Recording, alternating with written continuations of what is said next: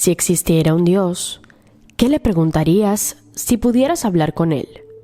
¿Le preguntarías cuál es el significado de la vida o lo que sucede después de la muerte? O quizás los antiguos misterios contenidos en los libros religiosos.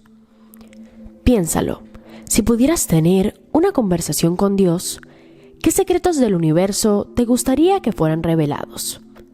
Esto es algo que los seres humanos se han preguntado desde el principio de los tiempos, pero en realidad hay algunos que fueron más allá de simples preguntas. Algunas personas que han tratado de mantener este tipo de conversación.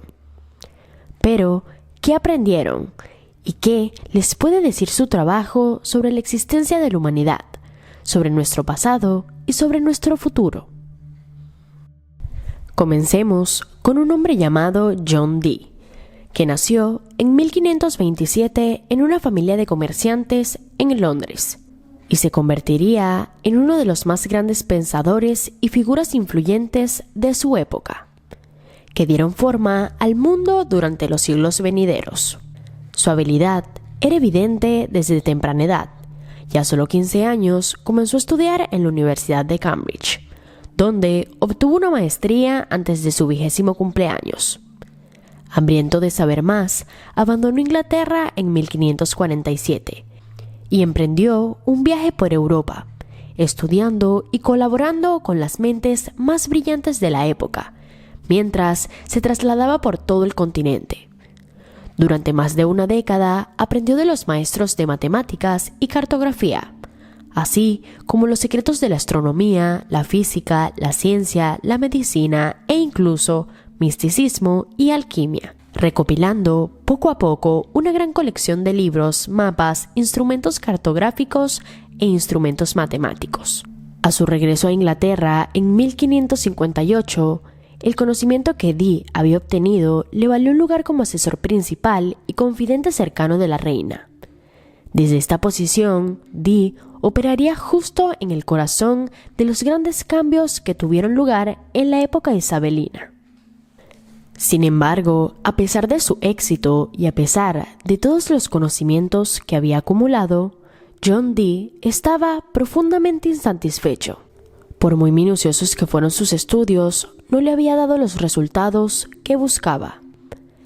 Había llegado a límites extremos del conocimiento humano y descubrió que no estaba lo suficientemente lejos.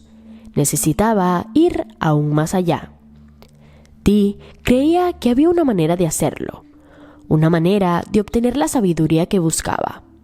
Sabía que dentro de la Biblia, patriarcas como Adán y Enoc habían podido hablar con Dios y los seres celestiales que conocemos como ángeles en un pasado lejano, dándoles acceso a la sabiduría directamente desde los cielos. Para obtener la sabiduría que le faltaba y que tan desesperadamente deseaba, debió obtener una consulta directa con los cielos. Curiosamente, es interesante notar que esta idea en realidad no era tan inusual en la época de Dee. Muchos estudiosos de toda Europa creían que la Biblia había demostrado que era posible conversar con los cielos y los seres superiores. Creían que el secreto para hacerlo era descubrir el lenguaje primordial de la raza humana.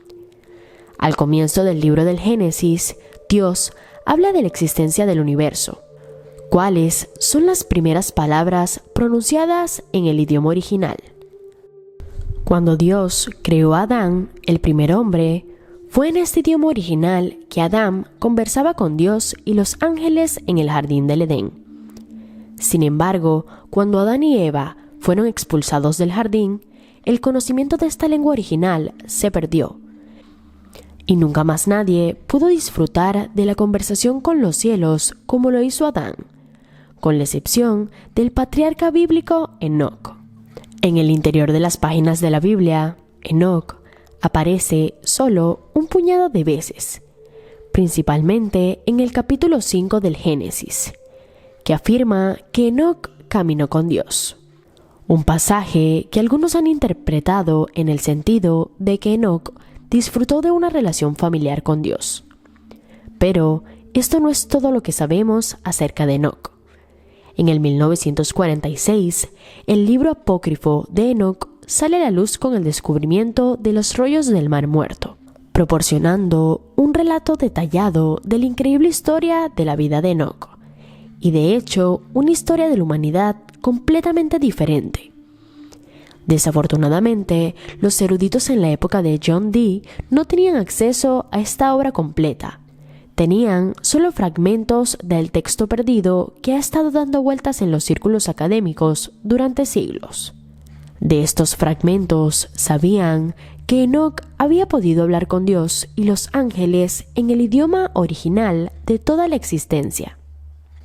Y este era el objetivo de Dee. Pero no podía hacerlo solo.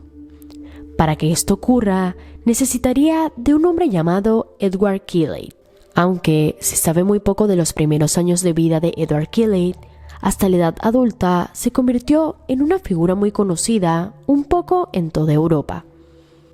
Edward Kelley saltó a la fama gracias a su increíble colaboración con John Dee. Todo comenzó a finales de 1870 cuando Kelley viajaba por todo Gales. Una tarde se detuvo a pasar la noche en una posada anónima en un pueblo de montaña. Allí, el posadero, al reconocer que Kelley era un hombre de cultura, sacó un viejo manuscrito andrajoso, escrito en un idioma incomprensible, y se lo mostró. Kelley sospechaba que había más de lo que parecía, así que se ofreció a comprar el manuscrito y una extraña esfera misteriosa. Después de examinar el manuscrito más de cerca, Kelley llegó a una conclusión impactante. Este no era un manuscrito cualquiera. En realidad, parecía ser una copia del libro perdido hace mucho tiempo de Saint Dunstan, que se decía que revelaba los secretos de la alquimia, es decir, la transmutación de metales en oro. Kelley, entonces, supo lo que debía contener la bola: un poco de polvo oscuro, es decir, una pequeña cantidad de la piedra filosofal. Esa materia mítica utilizada para convertir todos los metales en oro. Ante tan increíble hallazgo, solo quedaba una cosa que Kelley podía hacer. Tenía que llevarle todo al hombre que de esto sabía más que cualquier otro en el mundo.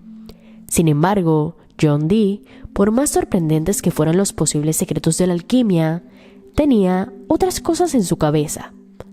Le contó a Kelley sobre su búsqueda del idioma original de Adán y su deseo de conversar con los cielos, como lo había hecho Enoch. Hasta ese momento había hecho múltiples intentos, pero no había encontrado otra cosa que fracasos. Inmediatamente, Kelley informó que era medium y que podía recibir mensajes de un reino espiritual superior. A partir de 1581, Dee y Kelley trabajarían juntos en un intento de conversar con los cielos y aprender los secretos del universo. La manera en que lo hicieron fue registrada meticulosamente por Dee. De hecho, en realidad, fue bastante simple. Los dos hombres se sentaban en una habitación y colocaban una piedra divinatoria sobre una mesa. Esta piedra divinatoria era un espejo placa circular negra de obsidiana pulida, diseñada para ser un puente entre el mundo divino y el terrenal. A partir de ahí, Dee actuaría como portavoz, dirigiendo oraciones a Dios y a los seres celestiales, pidiendo que él y Kelley sean dignos de ayuda y comprensión divina, mientras que Kelley observaba la piedra y reportaba todo lo que lograba ver. Los dos hombres descubrieron rápidamente que numerosos seres angelicales les habían aparecido a Kelley y que habrían podido responder las preguntas que Dee quería realizarles a ellos. Así, sin dudarlo, Dee empezó a preguntar por Enoch y los secretos que había aprendido mientras caminaba con Dios. Durante una de sus sesiones espirituales, Kelley repentinamente informó haber visto un extraño alfabeto de 21 letras aparecer en la piedra divinatoria. Era diferente a cualquier cosa que los dos hombres hubieran visto antes. Un lenguaje completamente desconocido. ¿Era este el lenguaje original de toda la existencia?, se preguntaban.